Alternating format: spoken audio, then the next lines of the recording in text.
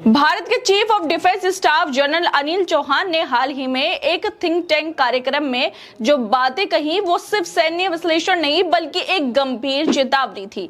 उन्होंने चीन, पाकिस्तान और बांग्लादेश के संभावित रणनीतिक गठजोड़ को भारत की स्थिरता और सुरक्षा के लिए बड़ा खतरा बताया है।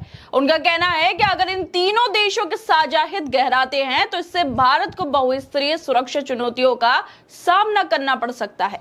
जनरल चौहान का बयान ऐसे समय में आया जब भारत की विदेश नीति को लेकर लगातार सवाल खड़े किए जा रहे हैं। विदेश मंत्री जयशंकर की आलोचना हो रही है। बेवजह जयशंकर को बॉस की तरह पेश किया जा रहा है, लेकिन जमीनी स्तर पर हमारे जो पड़ोसी देश हैं उनसे हमारे रिश्ते लगातार खटास की तरफ बढ़ रहे हैं। जो बात हम महीनों से कह रहे थे, लगातार इंटरनेशनल पॉलिसी पे बात करते हुए, डिप्लोमेसी पे बात करते हुए, मैं कम से कम ये बात लगातार कहता आया हूं कि चाइना, पाकिस्तान और बांग्लादेश का जो कॉम्बिनेशन बन रहा है वो भारत की सुरक्षा के लिए बहुत खतरनाक है। डर यह है कि कभी किसी लड़ाई में तीनों फ्रंट एक साथ खुल जाएं।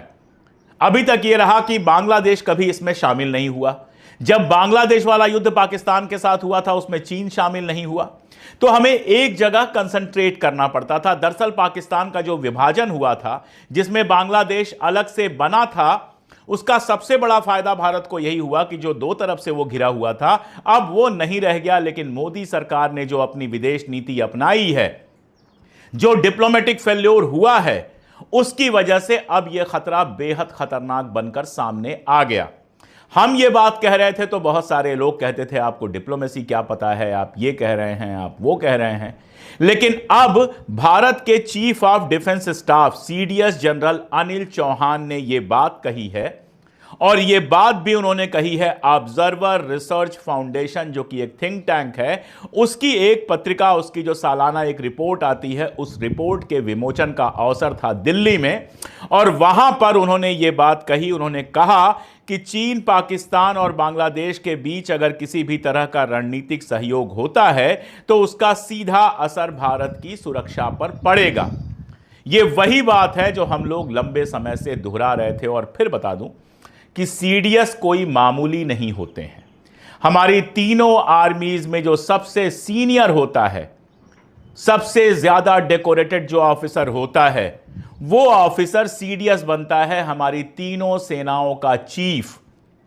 अगर वो यानी कि हमारे chief of defence staff CDS general Anil Chauhan ये बात कह रहे हैं तो ये बात समझने वाली है कि कितनी खतरनाक बात है।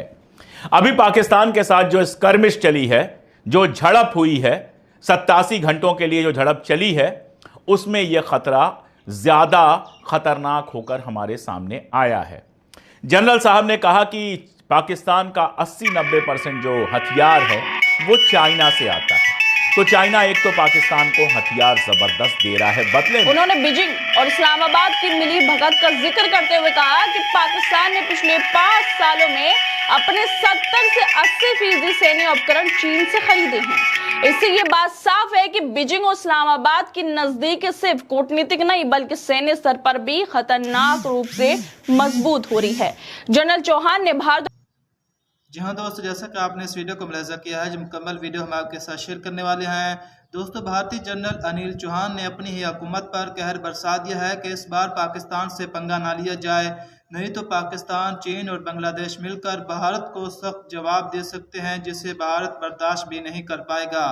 दोस्तों, भारतीय जनरल अनिल चौहान के इस बयान के बाद भारत में कैराम समझ चुका है। भारतीय मीडिया का इस पर क्या रद्द-ए-अमल है, ये मुकम्मल वीडियो हम आपके साथ शेयर करने वाले हैं। दोस्तों, इससे पहले आपसे एक छोटी सी रिक्वेस्ट है कि अगर अभी तक आपने हमारे चैनल को सब्सक्राइब नहीं किया तो प्लीज़ जल्दी से हमारे चैनल को ज़रूर सब्सक्राइब कर लीजिएगा। आइए चलते हैं इस बकिया वीडियो की जानिब। तो पाकिस्तान के बीच पहलगाम आतंकी हमले के बाद 7 से 10 मई के सैन्य संघर्ष का जिक्र करते हुए कहा कि यह पहली बार था जब 2 परमाणु हथियार संपन्न देश सीधे तौर पर संघर्ष में शामिल हुए। उन्होंने बताया कि भारत ने ऑपरेशन सिंदूर के जरिए पाकिस्तान को जवाब देते हुए आतंकवादी ठिकानों को नेस्तनाबूद किया। अब युद्ध सिर्फ सीमा पर नहीं लड़ा जाता बल्कि साइबर अटैक, ड्रोन, मिसाइल और हाइपरसोनिक हथियारों से भी लड़ा जाता है।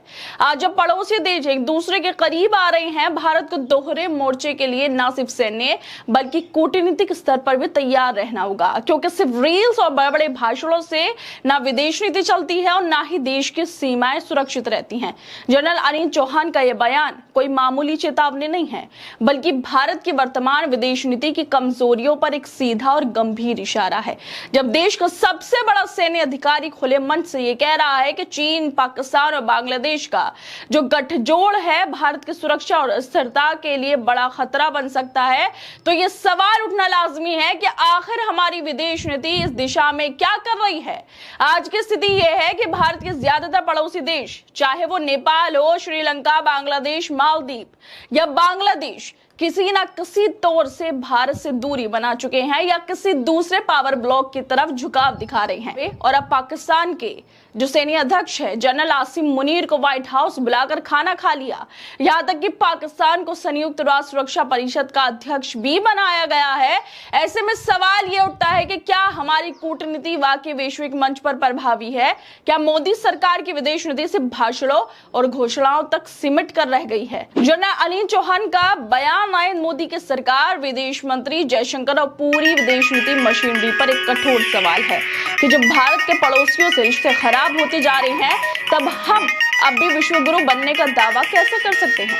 देश की जनता को लगातार विश्वगुरु बनने का सपना दिखाया जा रहा है। मंचों से लेकर सोशल मीडिया तक हर जगह यही दावा किया जा रहा है कि भारत अब दुनिया को दिशा देने वाला राष्ट्र बन चुका है। लेकिन अगर जमीनी हकीकत देखें तो तस्वीर इसके बिल्कुल उलट जाती हुई नजर आ रही है। भारत के लगभग सभी पड़ोसी देशों से रिश्ते या तो तनावपूर्ण हैं या बेहद नाजुक स्थिति में पहुंच चुके हैं। नेपाल, बांग्लादेश, मालदीव और श्रीलंका जैसे देश जो कभी भारत के करीबी माने जाते थे, अब या तो चीन के प्रभाव में जा चुके हैं या भारत से दूरी बना रहे हैं। पाकिस्तान और चीन से तो संबंध पहले से ही संवेदनशील है, लेकिन अब बांग्लादेश जैसे देश के भी अंदरूनी हालात और भारत से रिश्ते बिगड़ने की आशंका सीडीएस जनरल चौहान जैसे शीर्ष सैन्य अधिकारी को भी सार्वजनिक रूप से चिंता जताने पर मजबूर कर रही है। उन्होंने साफ तौर पर चेतावनी दी है कि चीन, पाकिस्तान और बांग्लादेश का संभावित गठजोड़ भारत की सुरक्षा के लिए खतरा बन सकता है। यह बयान सिर्फ एक सैन्य विश्लेषण नहीं है, बल्कि भारत की मौजूदा विदेश नीति पर सीधा सवाल भी है कि आखिरकार हमारी विदेश नीति ऐसी क्यों होती जा रही है, कहां पर कमी है और किन नाकामियों को लगातार सरकार हमारी छुपाने की कोशिश कर रही है। यानी चाइना पाकिस्तान के बीच में जो दोस्ती हुई है उसको आप कह सकते हैं ऑल वेदर फ्रेंडशिप।